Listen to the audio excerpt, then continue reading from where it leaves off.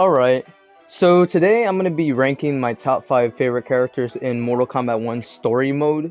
Now, I'm going to give some honorable mentions. These people barely made the list, but that would include Reptile, also Baraka, and last but not least, Melina. Now, I'll give you a short summary as to why they're honorable mentions, and not further on. It's because I feel like the other top 5 characters I have here have a lot more time in the story mode than these specific characters, and they have their good sort of origin story, or at least context behind how they became the way they were in this new timeline, and like the way they're shown and looked at. So I feel like that's cool, especially for Melina. She was probably very close to being 5 just because of the whole sort of ordeal and everything that happens in the story. Like, spoilers, there's gonna be spoilers within this video, so I'll put a fair warning here. But like the way that she sort of blinded Kenshi, I feel like that was a cool twist in MK1 that I did not see coming. So it's pretty cool to see that go down in a story mode for the first time, seeing Kenshi go blind the way he did. Now, with that out of the way, let's get on to the top 5. Alright, so for number 5, I'm gonna have Johnny Cage. Now this is very simple. I think there's no real thing I gotta explain here other than his personality. Everyone knows that Johnny became like pretty much a very known character in Mortal Kombat just for his presence alone. The way he was shown in the story mode pretty much was beamed for a good time, with his whole entrance of Liu Kang coming in his house. I'm telling you, like, this character is back to his sort of MK9 roots, where he's a bit of an asshole, but he's funny enough that I don't mind it. Like, I'm glad this type of Johnny's back. I like the one that we had in MKX and 11, where he's more of a father figure and trying to be a more good guy rather than an asshole. But this is, when I think of Johnny Cage, this is usually what I think of. I think of what we got in MK1.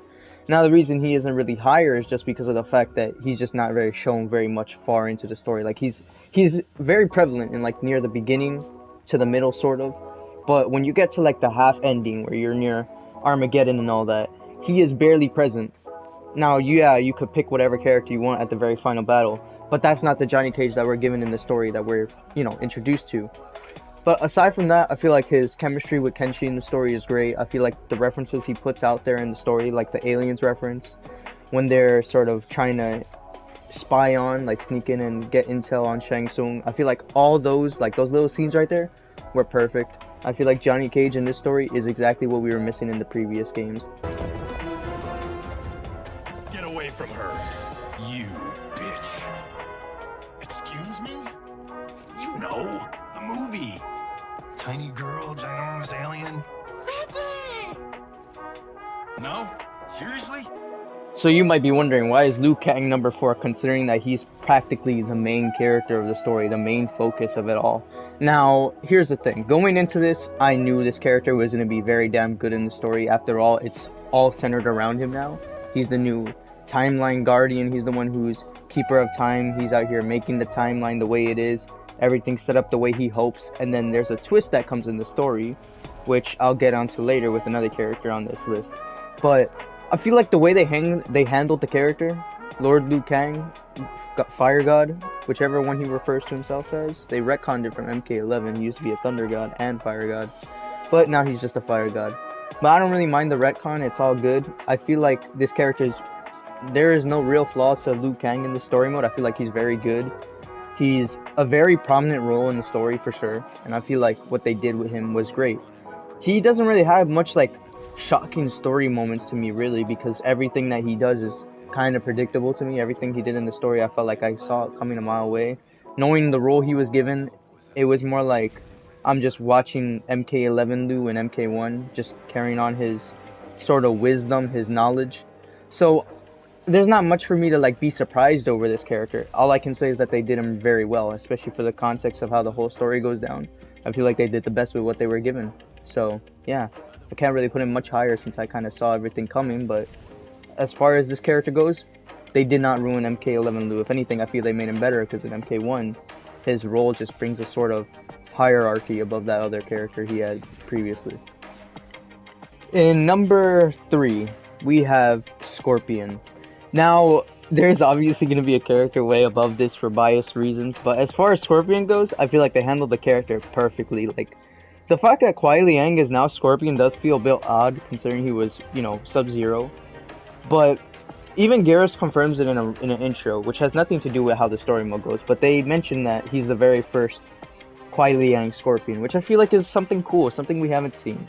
So to see Kuai Liang be a brother with Sub-Zero, I feel like the interaction with that is awesome. The way he interacts with Smoke in the story mode is just like, it's good to see their sort of friendship bond, like the way they have their sort of chemistry. I feel like that's perfect in the story.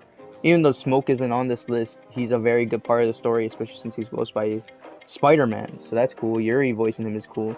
But getting off sidetracked, what's it called? So Scorpion, in the story, I feel like he has this one crazy ass scene. For the moment that Sub-Zero betrays him, when Bi-Han betrays him, like when he sort of tells him he was lying to him all this time, I feel like the moment Scorpion popped off in that moment, it was just such a badass scene, and I was like, okay, I'm sold on this version of Scorpion. He has the rage, he has the aggression, he has the badass level that Hanzo did, and I'm like, alright, I'm full on this Scorpion, this is great. Now, another thing to note is the fact that this Scorpion is a lot more composed and calm. I do like that, compared to like Hanzo's full-out rage where he had big anger issues in the previous timeline. We have a more calm Scorpion where he has his rage, it's just to a certain extent, like he composes himself better.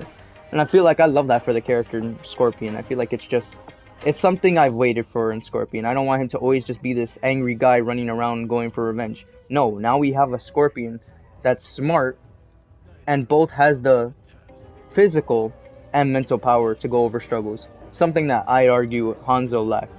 Like, he was a very strong guy, but mentally he was a very weak guy. He let a lot of things just completely baffle him. Like, anything... I think in MKX, if I'm not mistaken, he killed Shinnok.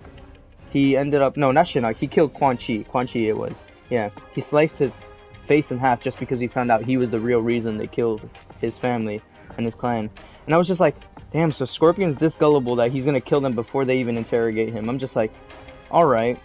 I don't really like how Scorpion is being more of a aggressive lunatic rather than a smart guy.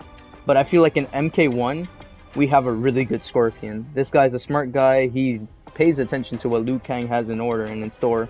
And I feel like that level of respect and care to detail with this character is just exactly what I want from Scorpion. So I feel like he was definitely one of my favorite parts of the story mode for me. I spoke a lot on this character, but it's honestly, it's not doing it justice. I feel like Scorpion in the story mode was definitely one of the best characters out there. Like, it was a standout to me. And the fact that he's the reason Havoc has his face the way it is, yeah, that's another thing. I almost forgot about that. He's the reason Havoc has his messed up face. That's just a cool ass thing right there. That alone makes me love this interpretation of Scorpion. And now number 2, which I'm gonna like keep this at a very minimum since I kind of explained this with Scorpion, but Sub-Zero, Bi-Han. There is no way I can start off by saying this without any due justice. Like, I gotta give credit where it's due. The dude who voiced Sub-Zero in this game, KG Tang, he did a phenomenal job in my opinion with the character. He low-key brought exactly what I would expect from Bi-Han. A more distraught, a more angered, a more aggressive, and annoyed Sub-Zero. Because Bi-Han was always known in lore for being the more aggressive and more violent Sub-Zero. He's not the chill Sub-Zero, he's not the good guy Sub-Zero, he's more like the villainous anti-hero, if you want to call it that. And if anything, Bi-Han has always had that sense of aggression with him. Like, he's always been the more vile Sub-Zero compared to Kuai Liang. So I feel like KG did a great job with that. That's one thing to get out the way. The whole voice acting in the story mode is just perfect. The way he sounds angry or annoyed at people, especially when he's mad at Smoke for absolutely no reason. It's just, it fits Bi-Han perfectly in my opinion. His whole mood and everything, it's just, I feel like they did it very well. This does seem like what I'd expect from Bi-Han to act like. Not pass with him. They should still guide us. Guide us, yes. Shackle us, no. We can't abandon tradition. Mind your place, Tomas. Father may have taken you in, made you one of us, but your blood will never be Lin Kuei. So, let's go more onto the story key moments. I feel like him betraying is something we all expected, so I can't go more on a shock on that. But the way that they sort of set up that he's the reason that Scorpion has his scar on the eye, like that's why Kuai Liang has his eye scar that he had in MK11. I feel like that's a cool ass detail. It's a cool little like full circle moment. Like this happened in the previous timeline, and it's gonna happen again here. It's very cool that Sub-Zero is the reason that happened, in my opinion.